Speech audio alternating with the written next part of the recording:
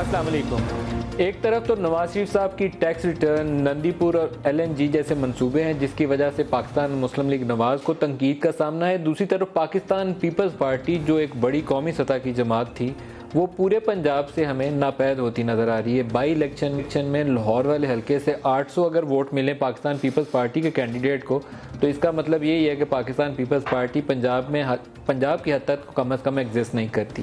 क्या वजूहात हुई कि पाकिस्तान पीपल्स पार्टी का वोटर जो है कम्प्लीटली डिसअपीयर हो गया? वो जमात जिसका दावा ये था कि हम मुल्क के चारों कोनों से जीतते हैं, उसका वोटर कहाँ चला गया? ये एक बहुत अहम इशू है। इसके अलावा पाकिस्तान के हवाले से ही एक बड़ी खबर ये है कि उसामा बिन लादेन की मौजूदगी का उस वक्त के सदर आसिफ जरदारी और जनरल कियानी को इल्म था। ये दो तीन अहम सवालात हैं जिनका आज के प्रोग्राम में हम जवाब ढूंढेंगे और हमारे साथ मेहमान शख्सियत हैं चौधरी एतजाज़, पाकिस्तान पीपल्स पार्टी के सीनियर रहनुमा। एतजाज़, बहुत शुक्रिया आप हमारे साथ प्रोग्राम में शामिल हो रहे हैं। सबसे पहले तो पाकिस्तान पीपल्स पार्टी के हवाले से ही पूछ लें, आपका वोटर कहाँ गया? हमारा वोटर नापैद हो गया लगता है। क्यों? पंजाब में। क्यों? आपकी नाकामी? इसमें बिल्कुल हमारी नाकामी है। हमें इसका एतराफ़ करना चाहिए और इकबाल करना चाहिए। इसमें आखिरकार किसी और की नाकामी तो नहीं हो सकती, बराह रास्त हम पे जिम्मेदारी आती है। कहा जाता है एतजाज़ एहसन साहब ने आसिफ जरदारी को मशवरा दिया है कि आपने बड़ी क़यादत कर ली, अब आप आराम करिए, आराम करने के दिन है और बिलावल को आगे आने दीजिए। ये तो मैंने पब्लिकली मशवरा दिया था, ये तो मैं ऑन रिकॉर्ड हूँ। 18 अक्टूबर को जलसे में मैंने ये कहा था कि जो भी क़यादत पुरानी क़यादत है, और इस पर मुझे जरदारी साहब ने डायरेक्टली कहा कि इसका मतलब है आप मुझे भी कह रहे हैं। मैंने कहा सबको मैंने कहा है जो पुरानी क़यादत है जो कि पर्टिकुलरली बिलखसूस हुक्मरानी करती रही है और माजी करीब में, और उसमें यूसुफ रज़ा भी, राजा परवेज़ अशरफ भी, और मैं भी मैं हुकूमत में नहीं था पर मैं अपने आप को भी उसी तरह ज़िम्मेदार गर्दानता हूँ और समझता हूँ, क्योंकि मैं सेंट्रल एग्जीक्यूटिव कमेटी का मेंबर तो हूँ। तो मैं तो समझता हूँ कि the old must give way to the new. New में इतना पोटेंशियल है? पोटेंशियल अब ओल्ड में तो नहीं है। इस वर्कर्स की पार्टी को जुल्फ़िकार अली भुट्टो शहीद और बेनज़ीर शहीद की जमात, जो लोग हैं और जो कारकुन हैं, जो उनका नज़रिया था, जो उनका सोच था, जो उनकी मंशूर था, उसको हमें तो सलाहियत, हमने तो लाहौर के इलेक्शन और फिर उकाड़े में भी हम पसपा हुए हैं, बुरी तरह पसपा हुए हैं। मैं तो कुछ अरसे से ये कह रहा हूँ कि हमें, आपकी एक जमात के सीनियर रहनुमा, नाम नहीं लेता उनका, उन्होंने कहा कि बीबी की 2.5 साल में हुकूमत चली जाती थी लेकिन उससे पीपल्स पार्टी ख़त्म नहीं हुई। पाकिस्तान पीपल्स पार्टी में जरदारी साहब की हुकूमत ने 5 साल पूरे किए, उससे पीपल्स पार्टी ख़त्म हो गई। हमने दरअसल उस अहद में हुक्मरानी चलाने का ज़्यादा ख्याल किया, पार्टी का ख्याल नहीं किया। पार्टी के वर्कर से तो हमारे वज़रा और हमारी गवर्नमेंट और हमारे वज़राए आज़म वो कटे रहे। उनके करप्शन और पुअर गवर्नेंस, इन दो चीज़ों ने आपको मारा ज़्यादा है, क्योंकि आपकी जिन प्राइम मिनिस्टर्स का आपने नाम लिया, डिसक्रेडिट बहुत ज़्यादा हुए करप्शन चार्जेस की वजह से। इल्ज़ामात उन पे यकीनन लगाए जाते हैं। अदालतों ने फैसला अभी करना है पर इल्ज़ामात यकीनन, इसमें कोई शक नहीं है। ये तो मीडिया और तो पूरी पार्टी को रिवैम्प करना पड़ेगा बशमूल जरदारी साहब। मैं तो ये समझता हूँ कि बिलावल भुट्टो जरदारी चेयरमैन PPP को एक नई टीम के साथ आना चाहिए और मेरा मशवरा उनको भी ये रहा है। और the baggage of the old people जो पार्टी के अफेयर्स को चलाते रहे हैं, उनसे अब नई टीम आने को तैयार है। अगर तो आपका मशवरा बिलावल को यह है कि अपने अंकल से जान छुड़वा लें? अंकल से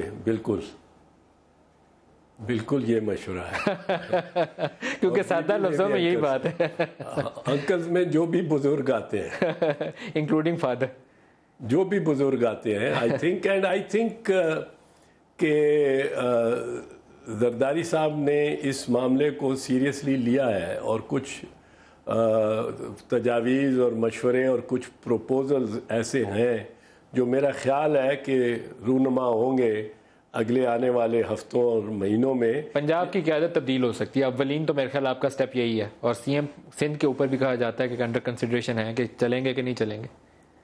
यही नहीं, सिर्फ इससे ज़्यादा कुछ, पर वो मैं अभी पार्टी के अंदर अंदरूनी मामलात में है। ठीक है, क्या ये बात दुरुस्त है कि for the timing Asif Ali Zardari साहब दुबई बैठ के सियासत करेंगे? फिलहाल लगता तो यही है। अच्छा, जो चार्जेस जिनकी वजह से पाकिस्तान पीपल्स पार्टी नापैद हुई, वही किस्म की बहरानी कैफियत इस वक्त पाकिस्तान मुस्लिम लीग नून के अंदर भी है। बिजली का बहरान आपको भी ले बैठा था, आपके टैक्स के और गवर्नेंस के इश्यूज थे जो 5 साल में आपकी पार्टी को वो चाट गए। वही सूरत हाल इस वक्त नून लीग के सामने भी। नून लीग में एक सलाहियत हमसे ज़्यादा, और वो हुक्मरानी की सलाहियत है, हुक्मरानी बेहतर करने की नहीं, पर उसको बेहतर इमेज देने की ज़रा, कि किसी हद तक वो मीडिया को, मिलिट्री इस्टेब्लिशमेंट को और जुडिशल इस्टेब्लिशमेंट को हमसे बहुत बेहतर हैंडल करते हैं। कैसे, क्या करते हैं? ये अब कहना क्या करते हैं, अब मैं कहूँ मुझे इल्म नहीं है कि वो लिफाफे चलाते हैं तो गलत बात होगी मीडिया वालों के साथ, लेकिन उनको हमसे बदरजहा ज़्यादा हाथ, लेकिन वो पे जो कौन सा जादू का चिराग है कि जिससे मिलिट्री इस्टेब्लिशमेंट भी, जुडिशरी भी और मीडिया भी सारे उनके साथ मिलके चलते? एक तो हिस्टोरिकली उनको ये समझा जाता रहा है कि ये नेशनलिस्ट हैं, पेट्रियाटिक हैं, हम नेशनलिस्ट नहीं हैं, हम उतने मुहब्बे वतन नहीं है। ये एक ट्रेडिशनल सी सोच चली आ रही है, मेरे ख्याल है वो छाप अब नहीं है, वो एक ज़माना था। ये उस वक्त से चली है इस्टेब्लिशमेंट में जब People's Party clearly socialist party थी, और सोशलिस्टों को मुल्क दुश्मन और भारत नवाज, रूस नवाज समझा जाता था। अभी तक एक जनरेशन और गुजरेगी कि वो घुट्टी से निकलेगी सोच। अभी तक हमें लेफ्ट ऑफ सेंटर पार्टी समझा जाता है। हमारा बेड़ा गर्क हो गया राइट विंग में जाके बैठ के, और राइट से भी, राइटिस्ट से भी ज़्यादा राइटिस्ट होने की कोशिश में, लेकिन हमें समझा यह जाता है। नहीं, अब नहीं समझा जाता है। नहीं, आप सोच रहे होंगे अब आप कहीं से लेफ्ट वाले नहीं है, आपका कोई काम भी लेफ्ट वाला नहीं है। लेकिन हमारे हरीफ यही समझते हैं, और मुझे तो फ़ख्र है अगर ये समझा जाए। मुझे इसमें कोई मतलब अगर हो तो फ़ख्र कीजिएगा। अब आप नहीं है लेफ्ट वाले? नहीं, हम लेफ्ट नहीं है, मैं तो कहता हूँ हम तो राइट से ज़्यादा राइट चले गए। एक चीज़ बताइए, आज आपकी दौरे हुकूमत का वाक़या है। अगले दिन आर्टिकल छप गया था वॉशिंगटन पोस्ट के अंदर उसामा बिन लादेन के वाक़े के बाद, तो बड़ा यहाँ होया था कि जरदारी साहब का आर्टिकल अगले दिन ही क्या किया हुसैन हक्कानी ने कि वेरी नेक्स्ट डे आर्टिकल छपा हुआ जरदारी साहब का। उसामा बिन लादेन एबटाबाद के अंदर जब उनको मारा गया तो अगले ही दिन आर्टिकल भी था, 2 मई। आज उसके ऊपर CNN IBN ने चौधरी अहमद मुख्तार, आपके वज़ीर दिफा, उनका इंटरव्यू चलाया जो कहते हैं कि मिलिट्री एस्टेब्लिशमेंट को जरदारी साहब को प्रायर नॉलेज था, और उसके ऊपर वॉशिंगटन पोस्ट ने खबर भी कर दी। अभी ब्रेकिंग स्टोरी चल रही है पूरी दुनिया में। Did this word spread above in the chain of command? I mean, did the president know about it? Did the prime minister know about it? I mean, at what level was this information shared? The people who were actually part and parcel of the whole action, like the President of Pakistan, the Armed Forces Chief, the Joint Chief of Staff, and the agency people, they were all activated, and they were all waiting for orders for them to come out with their teams and provide all the information which they should have done it earlier. जहाँ तक तो article छपने का है ना, वो इतना कोई यूँ नहीं कि जिस पहले से सोचा होगा। नंबर 1, हुसैन हक्कानी बड़ा ब्रिलियंट, वन में disagree with him and his positions, पर उसमें एक सलाहियत है। प्रायर नॉलेज था आपको? मैं एक चीज़ अर्ज कर दूँ। दूसरा, 9 घंटे का फ़र्क है। तीसरा, ये वाक़या एक रात को होता है, पूरा दिन, पूरी रात अगले दिन छपता है ये, जो कि 3 मई बन जाता है, पर ये 1 और 2 की रात को क्या आसिफ जरदारी और जनरल कियानी के नॉलेज में था कि उसामा बिन लादेन? नहीं, मेरे नहीं ख्याल। आपके डिफेंस मिनिस्टर के ख्याल में तो ऐसे ही है।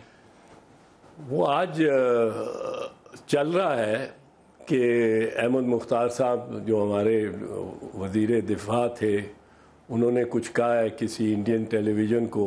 मैं रहमान मलिक साहब का भी रिएक्शन देख रहा था, पर मुझे उसमें भी यकीन नहीं आता। मैं किस आपको पे? रहमान मलिक पे यकीन नहीं आ रहा? नहीं, अहमद मुख्तार पे।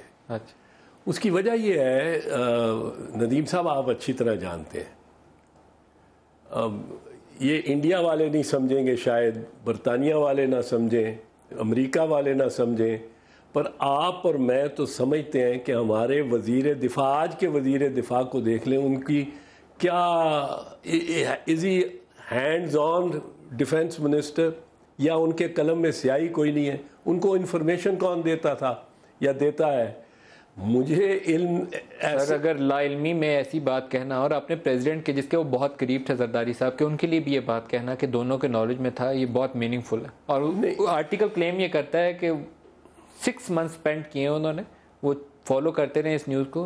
अहमद मुख्तार साहब भी गुरेज करते रहे, लेकिन आखिरकार उन्होंने कहा कि नहीं, राइट टाइम पे बताऊंगा, और अब राइट टाइम था, उन्होंने कंफर्म कर दी। नहीं, मैं फिर ऑन भी कैमरा मैं शॉर्ट प्ले करूंगा। मैं फिर भी ये समझता हूँ कि अहमद मुख्तार जिस तरह आज वज़ीर दिफा हैं, उसी तरह बेज़रर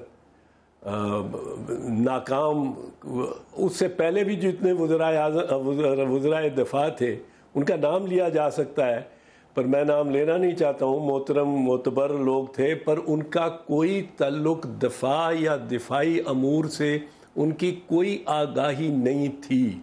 ना आज के वज़ीर दिफा मोहतरम जो है ख्वाजा आसिफ साहब, ख्वाजा आसिफ साहब, ना उनको कोई वो है। आप देखें कि आर्मी चीफ का अव्वल नंबर आया होता है किसी तकरीब पे, वज़ीर दिफा पहले जाके बैठे हुए होते हैं।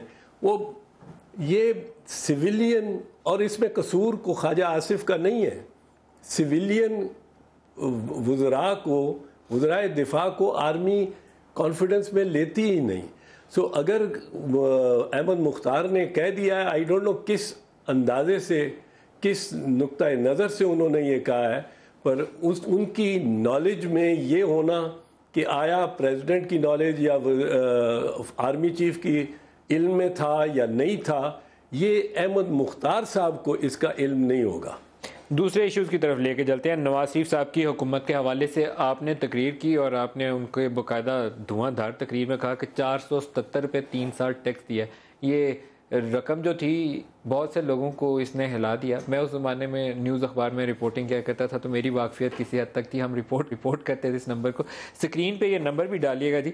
हमने ये कर्सी शफकत महमूद साहब, हमने वो डॉक्यूमेंट ऑब्टेन किया। मैंने कहा एतजाज़ साहब ने इतना बड़ा रेवलेशन है तो इसके ऊपर इनसे बात करनी चाहिए। 477 पे प्राइम मिनिस्टर ऑफ पाकिस्तान 3 साल में टैक्स अदा करते हैं। ये डॉक्यूमेंट तो वज़रा के पास था और है, और या मेरे पास है।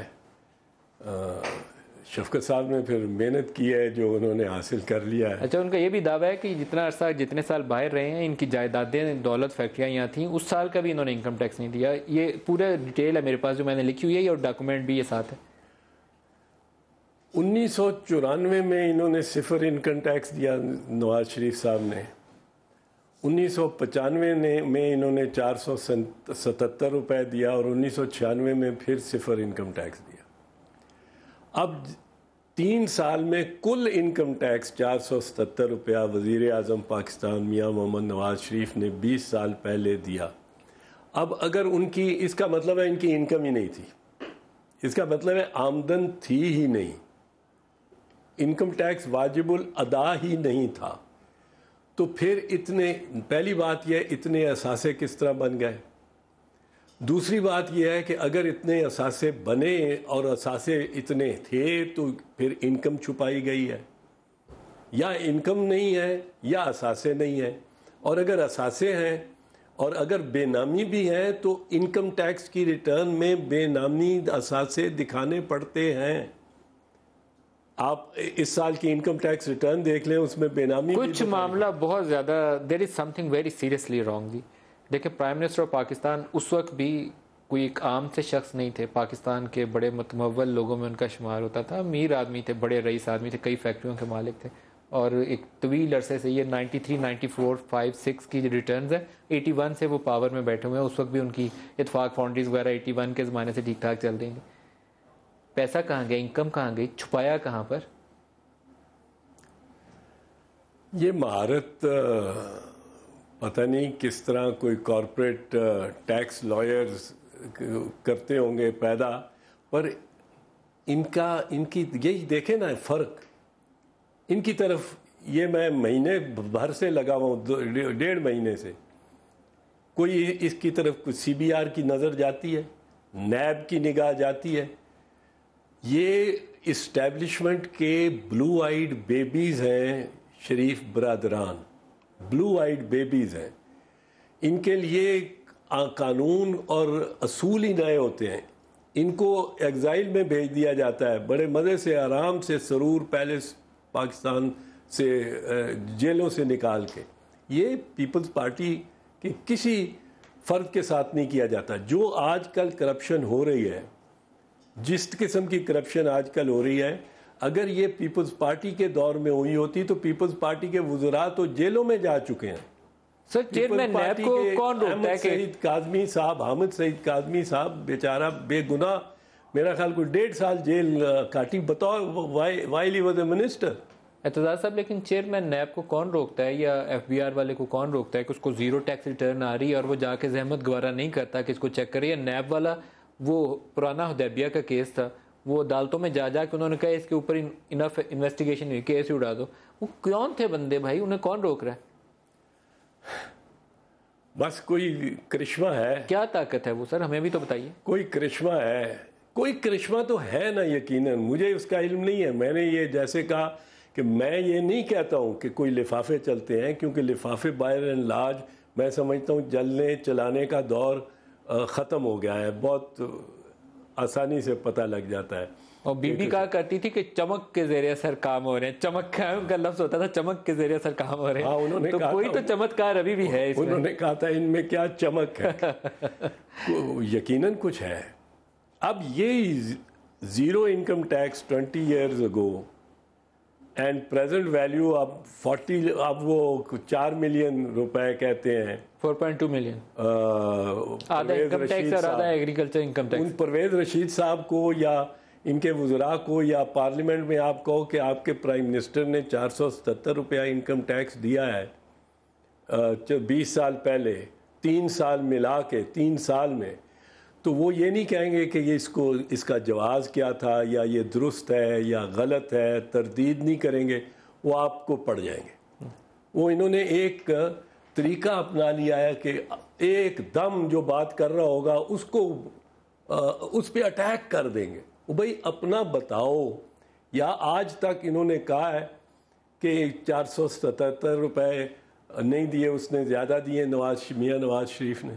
इतना सा मैं तो उस ज़माने में रिपोर्टिंग करता था, तो मैं तो इनको कहता हूँ कि ये तो 3 साल के नंबर है ना जो मेरे सामने है, 96, 97 और जो 97, 98 और 98, 99, 12 अक्टूबर 99 को मिलिट्री टेक ओवर हुआ था, तो उन 2 सालों के भी ऐसे ही दादोशुमार थे।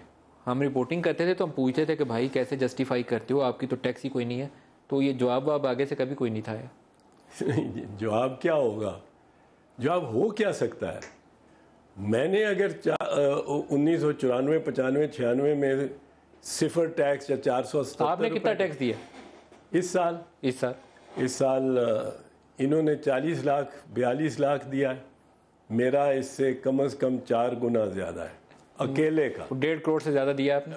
मेरा इससे असेस हो रहा है 30 अक्टूबर तक डिपॉजिट करना है, पर 1.5 करोड़ से ज़्यादा ही होगा। इससे काफ़ी ज़्यादा मेरे अभी एडवाइज़र बता रहे थे जब मैंने पूछा, तो लेकिन इससे ज़्यादा ही बनेगा। तो फिर तो आप नवाज शरीफ से 4 गुना ज़्यादा अमीर। ऐसी कहा जाता है कि नवाज शरीफ पाकिस्तान के अमीर। नहीं, मैं बहुत अमीर हूँ, अल्हम्दुलिल्लाह। मुझे बड़ी आसाइशें हैं, बड़ी अल्लाह ताला का शुक्र है। जितना मेरे पास है मेरी ज़रूरत से ज़्यादा है, और अल्लाह ताला का फजलो करम। लेकिन आपके पार्टी के लीडर का मालूम है कि वो कितना टैक्स देते हैं? जरदारी साहब? नहीं, मुझे नहीं मालूम। गिलानी साहब का मालूम? मुझे इसका भी नहीं मालूम। जब कोई ज़माना आना चाहिए कि कोई ऐसा तरीकाकार हो कि मैं कि गिलानी साहब की एसेट्स वैल्यू कितनी बड़ी दौरे हुकूमत में और टैक्स कितना दिया, मेरे पास कोई तरीका हो कि मैं भी पूछ सकूं उनसे। आजकल के वज़रा जो हैं उनसे भी दरियाफ्त किया जाए कि बड़े बड़े मोतबर शख्सियात हैं। कौन सिर्फ जी कौन कौन? मैं अब किसी का नाम नहीं, गिलानी साहब जैसी मोतबर शख्सियत बताइए जिसने इतना बड़ा काम किया। या नहीं, सारे ये आप सिर्फ अपनी सोर्स ऑफ इनकम और अपना टैक्स बता दें। इलेक्शन कमीशन ने पहले मांगती थी टैक्स कितना दिया है, वो भी अब उन्होंने मांगना नहीं, इस दफ़ा नहीं मांगा। इलेक्शन कमीशन वाले थोड़ा सा ना लोगों को बेवकूफ़ बनाते हैं। वो कहते हैं कि टैक्स का आपने एतजाज़ साहब ने बता दिया या मियां नवाज शरीफ ने बता दिया 477 रुपये। दे नेवर बॉदर कि इसको जाके चेक कर लें कि इनका source of income, assets, wealth कितनी है और टैक्स कितना है। भाई पता भी तो कर लो ना। 477 रुपये लिख के वो कहते हैं जिम्मेदारी पूरी होगी। हाँ, वो कहते हैं डिस्क्लोजर हो गया तो बस बस फार काम पूरा हो गया। एतजाज़ साहब गुफ्तगू जारी रहेगी, एक ब्रेक ले लें, एक शॉर्ट ब्रेक ले लें जी, हमारे साथ रहिएगा। Welcome back. एतजाज़ साहब, डॉक्टर आसिम से बड़ी चीज़ें निकली हैं जी। वो आपके दौरे हुकूमत में तो लगता है कि सारे वो लिंचपिन थे, वही सारे कामों के इर्द गिर्द ज़मीनों का कब्जा, माल आना जाना, बड़ी लंबी फहरिस्त है वो 10-12 सफ़े का जो डॉक्यूमेंट 10-12 सफ़े का जो डॉक्यूमेंट निकला है, अगर वो उसकी तस्दीक की जा सकती है, जो कि रेंजर्स ने बज़ाहिर मुझे जहाँ तक याद पड़ा है उसकी तरदीद की है, उसकी तस्दीक नहीं सर, वो पहले वाला हमने एक छापा था, उसकी तरदीद करके उन्होंने बड़ा गुस्सा किया था हमारे ऊपर। अब उन्होंने ख़त लिख के सिर्फ उसमें से 2 चैप्टर निकालने हैं, एक नैब चेयरमैन के मुतल्लिक था और एक बिलावल के मुतल्लिक था। बाकी आइडेंटिकल सारा डॉक्यूमेंट है, तहरीरी तौर पर ख़त के साथ चेयरमैन नैब को भेजा हुआ। अच्छा, वो चलो प्रिंटेड कॉपी है, मैं आपको दिखा दूंगा। उसमें तो बड़ी अजीब डिस्क्लोजर हैं कि PSO से 2 अरब रुपए यौमिया लिए जा रहे थे। 2 अरब रुपए यौमिया 700 बल्कि 800 रुपए तकरीबन, बहुत बड़ी रकम बनती है। अरब रुपए बिल्कुल सालाना, इतना तो PSO दे भी नहीं सकता। उन्होंने कहा कि एप्टमा से 54 अरब रुपए सालाना लिए जा रहे थे गैस के लिए। इतनी रिश्वत तो कोई दे ही नहीं सकता। वो गैस के बिल देने हैं, बचना क्या है, या वो कितने, वो जो फिगर्स हैं उसमें वो तो अनएक्सेप्टेबल है, हिला देने वाली फिगर्स है। नहीं, वो एक्सेप्टेबल नहीं है। 2 अरब रुपए यौमिया, कौन सा इदारा, पाकिस्तान का कौन सा इदारा, खुद हुकूमत पाकिस्तान शायद, अगर सारे conglomerate of all and everything 2 अरब रुपए सालाना यौमिया मुझे रिश्वत देना चाहे तो नहीं दे सकती। आपकी हुकूमत होगी अगर आपके पास इतने पैसे रोज आ रहे हो तो साल लगेगा, आप हुकूमत बना लेंगे। नहीं, पर पीछे रिसोर्स बेस भी तो होनी चाहिए ना PSO में। तो बहुत सारी चीजें उसमें कुछ ऐसी हैं जिनको जांचना बहुत जरूरी है। Number of CNG station, gas pricing मेरा का ख्याल है फॉर्मूला, कुछ फिगर्स खुद भी भर लिए गए हैं। उसमें चंद सेंट का फर्क जो है वो सालाना मिलियंस ऑफ डॉलर में कन्वर्ट हो जाता है। जो इशू है उसमें, नदीम साहब, जिसने इन्वेस्टिगेट किया है ना, उसको इदराक ही नहीं है। उसने मुझे इसलिए वो बयान जो इकबाली बयान जिसको कह रहे हैं, उसकी कोई हैयत दुरुस्त मुझे नज़र नहीं है। उसमें ये भी है कि KESC की असल मलकियत जो है वो जरदारी साहब की और फरियाल बीबी की है। बराह रास्त उसमें लिखा हुआ है, बड़ा सीरियस चार्जशीट है। नहीं, पर मुझे तो एक चावल का दाना निकालो ना देग में से। 2 अरब रुपए यौमिया कोई इदारा पाकिस्तान का नहीं है जो रिश्वत दे सके। आपके ऊपर नंदीपुर का इल्ज़ाम था कि आप 1 साल उसके ऊपर बैठे रहे, 113 अरब का नुकसान पहुंचाया है। नंदीपुर आज भी नहीं चला, क्या हुआ? नंदीपुर देखें, बिल्कुल आपने ये ठीक कहा कि इसमें तो इन्फ्लेशन इतनी की गई है, इसमें बिल्ट इन इन्फ्लेशन है और एस्ट्रोनॉमिकल इन्फ्लेशन है जो बिल्ट इन है। और उसमें मेरा ख्याल है कलीदी जो एक इतला है वो मुनव्वर बसीर का ख़त है। मुनव्वर बसीर जो पेप्को का चेयरमैन, SSGC का चेयरमैन रहा है पहले, उसके पीछे आप पड़े हुए हैं। उसने एक ख़त लिखा था इफ्तिखार मोहम्मद चौधरी जब चीफ जस्टिस थे उनको और वज़ीर आज़म नवाज शरीफ को, दोनों को। पब्लिश्ड है ये, पब्लिश्ड अखबारों में आया था कि किस तरह 23 अरब से 40 अरब, 40 अरब से 57 अरब कि ये फिगर गया। ये आपके दौरे हुकूमत में ही हुआ सर? ये सारा कमाल आपके दौरे हुकूमत में हुआ? लास्ट वीकेंड जनवरी 2013 में एक्नेक ने जो अप्रूव किया $57 बिलियन रुपीस का, 570 बिलियन रुपीस का, वो जून 2013 में किया था। वो हमारी गवर्नमेंट नहीं थी, इनकी गवर्नमेंट आ चुकी थी। जो ख्वाजा असफ कहते हैं कि जो आखिरी अप्रूवल है 58.9 बिलियन की, वो जनवरी 2013 की है। वो जनवरी 2013 उनके मुताबिक एस्टिमेट है, अप्रूवल उसका इनकी गवर्नमेंट में आने के बाद हुआ। उसको क्रॉस चेक कर लेंगे, वो हैं कुछ डॉक्यूमेंट्स मेरे पास। वो खुद भी उन्होंने ये तस्लीम किया। वो जून, एंड ऑफ जून 2000, इन्होंने एकदम उसको फास्ट ट्रैक पे चलाने के लिए कि जी फास्ट ट्रैक पे चलाते हैं, और उसमें सिंक पैसा करना शुरू कर दिया। अब जहाँ पैसा सिंक कितना हो रहा हो, वहाँ हेमरेज कितने की होती है, वो भी उसी स्केल के साथ ही हेमरेज होती है ना। वो फास्ट ट्रैक करने के चक्कर में प्लांट का बेड़ा गर्क हुआ। पहले डीजल पे चलाया, फिर वो छोटा ट्रीटमेंट प्लांट था फर्नेस ऑयल, उस पर चला दिया, अब प्लांट ही बंद हो गया, और अगले कई महीने, मेरा तो ख्याल है 1 साल नहीं चलना, लेकिन कई महीने तो बंद ही रहना। It's bad money chasing, bad going after bad money. आपको पता हो क्या रहा है इस वक्त? बहुत से ऐसे लुक्रेटिव प्रोजेक्ट्स हैं फास्ट ट्रैक के नाम पे ऊपर, उसमें सीएम पंजाब काफ़ी रोल प्ले करते हैं, एलएनजी भी उसमें से एक है। वो वजारत सेंटर की है, लेकिन कलीदी किरदार उसमें चीफ मिनिस्टर पंजाब का है। मेट्रो बस भी उसी में ही है। मेट्रो बस भी उसी में।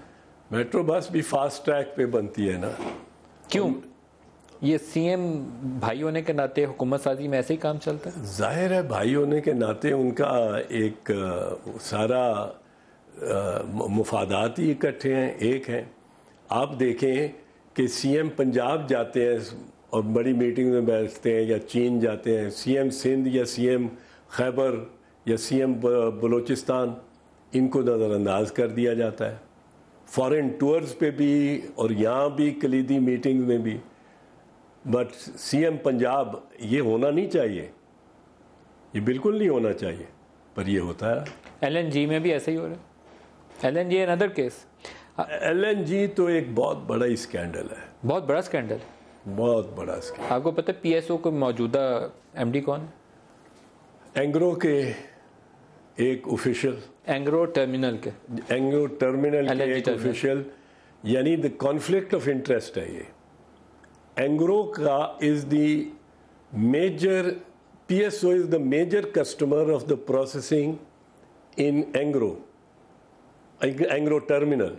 पीएसओ के पास लेटर्स ऑफ क्रेडिट हैं, एसएसजीसी बायर है, एसएनजीपीएल जो है उसने ट्रांसमिशन करनी है और आईपीपीज को देना है, और वो प्रोसेसिंग होनी है उसकी टर्मिनल में। और टर्मिनल को जिस दिन गैस प्रोसेस ना भी हो रही हो, उसको $2,72,000 पौने $3 लाख पर डे उस दिन भी अदा किए जा रहे हैं, और किए जा रहे हैं, इस्तेमाल हो या ना हो। ये नॉन यूटिलाइजेशन के चार्जेस हैं, 2 लाख। और इस्तेमाल इसलिए नहीं हो रहा क्योंकि बड़ा जहाज आ ही नहीं सकता। एक आया था, वो फंस गया था, क्योंकि वो जो बेड है, वो ट्रैक है उसका, वो ड्रेज्ड ही नहीं है, डीप इनफ ही नहीं है। एतजाज साहब, गुफ्तगू जारी रहेगी, एक ब्रेक ले लें, एक शॉर्ट ब्रेक ले लें जी, हमारे साथ रहिएगा।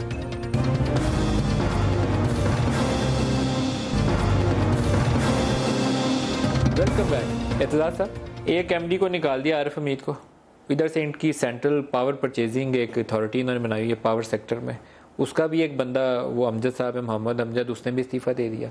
इशू क्या है? एलएनजी प्राइसिंग या आपके जो नए प्रोजेक्ट्स पावर सेक्टर में लग रहे हैं उनकी टैरिफ, वो भिक्की वाला भी उसमें शामिल है। तो बंदे छोड़ के जा रहे हैं। बंदों को ये इल्म है कि इन कॉन्ट्रैक्ट्स में जो जिन पे मजबूर किया जा रहा है उनको दस्तखत करने पे, वो कॉन्ट्रैक्ट से कुछ स्टेंच निकलती है। कल को फंदा किसी और के गले में भी पड़ सकता है। फंदा किसी के गले में डलता क्यों नहीं है पाकिस्तान में? अकाउंटेबिलिटी, बिल्कुल एंड पे प्रोग्राम पे आ रहे हैं। बीबी की वो चमक वाला सवाल ही मैं दोबारा दोहराऊंगा, कोई ऐसी चमक है जो रोकती है अकाउंटेबिलिटी से? ये चमक तो कोई तो है। कब वो वक्त आएगा पाकिस्तान में कि जब हम मिलिट्री वाले की भी अकाउंटेबिलिटी देखें, आप पॉलिटिशियन की भी और मीडिया की भी, सारों की, जजेस की, तीनों चारों की अकाउंटेबिलिटी देखें? बला से हमने ना देखा, फैज़ ने कहा था, बला से हमने ना देखा तो और देखेंगे, फरोगे गुलशनों सौते हज़ार का मौसम। तो इस पे गिरा लगा दी थी फराज ने न फैज़ ही ने कभी देखा, न हम भी देखेंगे फ़रोग़ गुलशनो सौते हज़ार का मौसम। तो ख़बर नहीं कि वो दिन कब आएगा जब एहतसाब इस किस्म का होना चाहिए, अक्रॉस द बोर्ड होना चाहिए। कुछ होली कॉज का जिक्र आ जाता है, हम मीडिया वाले कहते हैं हमें नहीं छेड़ो, जुडिशरी वाले कहते हैं नहीं, नो गो एरिया। तो पिंडी तो आप देख भी नहीं सकते। देखना तो कौम ने अगर बनना है तो फिर सबको अकाउंटेबल होना पड़ेगा। लेकिन एक सवाल मैं अक्सर दोहराता हूँ कि शायद दुनिया के किसी और महज़ब दुनिया में ऐसा वाक़या होता तो उसको आपने वो कुलकर्नी की तरफ अभी जाना है, लेकिन मॉडल टाउन जैसा वाक़या हो और उसके ऊपर कोई बंदा अकाउंटेबिलिटी ना करे तो शायद ही कोई दुनिया का ऐसा मुल्क होगा।